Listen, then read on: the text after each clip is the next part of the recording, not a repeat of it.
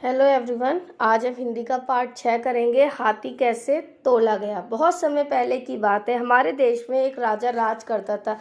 प्रजा उसे बहुत चाहती थी। राजा के पास एक हाथी था जिसे वह बहुत प्यार करता था। वह हाथी को अपनी अत्यधिक मूल्यवान वस्तु समझता था। हाथी भी राजा को बहुत प्यार करता था। अनेक युद्धों में अपनी बहादुरी तथा साहस दिखा चुका था।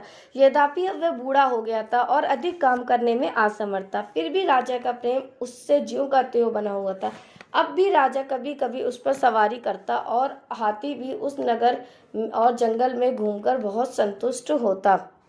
एक बार राज्य में कुछ समय तक वर्षा नहीं हुई, जिसमें खाने पीने की कमी हो गई। राजा ने जब प्रजा के पास अनाज कम होने की बात सुनी तो उसने तुरंत अनाज के भंडार खोल दिए। राजा ने यह भी निश्चय किया कि वह निर्धन लोगों को अपने प्रिय हाथी के भार के बराबर तोल का सोना बांटेगा।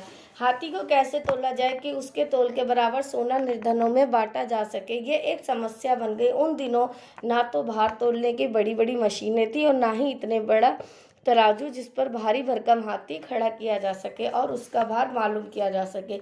जब राजा के मंत्री सोच विचार कर भी कोई उपाय नहीं निकाल सके तो राजा ने घोषणा की कि राज्य का जो भी व्यक्ति हाथी तोलने का उपाय ढूंढ निकालेगा उसे सोने से भरी 10 थैलियां इनाम में दी जाएंगी। ये घोषणा बिजली की तरह चारों ओर फैल गई। सभी हाथी तोलने का उपाय खोजने में व्यस्त हो गए। कई दिन बीत गए पर राज्य में किसी भी व्यक्ति ने कोई उपाय नहीं सूझा। कुछ समय सप्ताह बीतने पर एक दिन एक कर्मचारी ने हाफते हाफते राज दरबार में प्रवेश किया और राजा से निवेदन किया, महाराज, मैं एक बहुत अच्छा समाचार लाया हूँ। एक निर्धन मछुआ हाथी को तोलने का दावा करता है। वह समुद्र के किनारे एक छोटे से गांव में रहता है। उसकी शर्त यह है कि हाथी वहीं तोला जाए। राजा ने कहा, ठीक है, हमें शीघ्र ही उसके गांव में पहुंचना चाहिए। बस फिर क्या था, अपने मंत्री और सैनिकों के साथ राजा उस गांव की ओर चल पड़ा। रास्ते में अनेक लोग भी साथ हो लिए, क्योंकि वे अचंभित थे कि कोई हाथी को कैसे तोलेगा। राजा अपने प्रिय हाथी पर सवार था और उसके पीछे थे ऊंट और घोड़े, फिर सैनिक और सबसे पीछे प्रजाजन। इस प्रकार यह लश्कर मछुए के गांव में जा पहुंचे। मछुआ अपनी मछली पकड़ने का जाल ठीक करने में व्यस्त था। जैसे ही राजा का हाथी वहां पहुंचा, मछुआ उठ खड़ा हुआ और झुककर राजा को प्रणाम किया। मैंने सुना है कि तुम मेरे हाथी को तोल सकते हो। मुझे हाथी तोलने की विधि बताओ, मैं तुम्हें धन दौलत से माला माल कर दूंगा। राजा बोला, महाराज, मैं आपको हाथी तोलने की विधि बता सकता हूँ, परंतु उसमें कुछ समय लगेगा। पहले आपके कर्मचारी एक बड़ी नाव बनाने में मेरी सहायता करें। मछुए ने उत्तर दिया, परंतु नाव हाथी को कैसे तोलेगी? महाराज ने प्रश्न किया। मछुए ने हाथ जोड़कर कहा, यदि मैं अपने तरीके से हाथी को ना तोल सका तो मैं तब तक आपकी सेवा करूंगा जब तक नाव बनाने पर लगा धन चुकता ना हो जाए। राजा हैरान रह गया, फिर बोला, तुम्हारी शर्त मुझे मंजूर है। मछुए ने नाव बनाने के लिए 100 दिन का समय मांगा। राजा के आदमी दिन रात एक करके नाव बनाने में लगे रहे। कारीगर गुप्त तरीके से हाथी को तोलने का भेद भी जानना चाहते थे, परंतु उनको कुछ भी ज्ञात ना हो सका, क्योंकि वहां तो केवल नाव बनाने का ही काम हो रहा था। ठीक 100वें दिन समुद्र के किनारे एक बहुत ही बड़ी नाव तैयार थी। राजा भी अपने हाथी महावत मंत्रियों तथा सभासदों के साथ वहां तक पहुंच गया। आसपास के गांव में से भी हजारों लोग इस अनोखे दृश्य को देखने के लिए आ पहुंचे।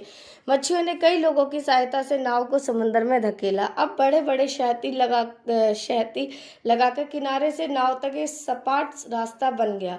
सभी आश्चर्य से देख रहे थे कि मछुआ क्या कर रहा है। तभी मछुए ने महावत के कान में कुछ कहा। महावत हाथी पर जा बैठा और उसके मस्तक पर अंकुश से कुछ संकेत करने लगा। हाथी शैत्रों पर पांव पर रखता हुआ नाव पर जाने लगा तो लोग चिल्ला उठे, नाव टूट जाएगी, नाव डूब जाएगी। धीरे धीरे कदम रखते हुए हाथी नाव पर चढ़ गया।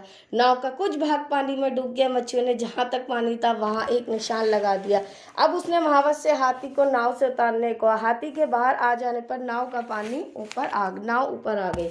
मछुआ राजा के पास पहुंचा और बोला, महाराज, हाथी तुल गया। अब आप अपने सेवकों को सोना लाने की आज्ञा दे। सेवक सोने से भरा थैला लेकर आगे बढ़ा। मछुए ने नाव पर रखने के लिए कहा। सभी लोग अचंभित होकर सारा दृश्य देख रहे थे। मछुआ बार बार नाव को देखता, फिर सोने लाने को कहता। धीरे धीरे नाव का काफी भाग पानी में डूब गया। जब नाव अंकित चिन्ह तक पानी में डूब गई तो मछुआ चिल्ला उठा, बस बस बस, हो गया, हाथी के बराबर सोना तुल गया।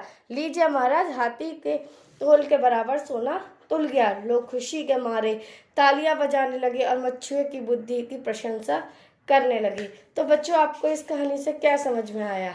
आपने देखा कि वो किस तरीके से अपने दिमाग से, अपने अपने स्मार्ट वर्क से किस तरीके से वो उस हल परेशानी का हल निकाल सकता है। इस वो हल वो नहीं, आप और हम भी निकाल सकते हैं अगर हम अपना दिमाग से काम करें। Thank you.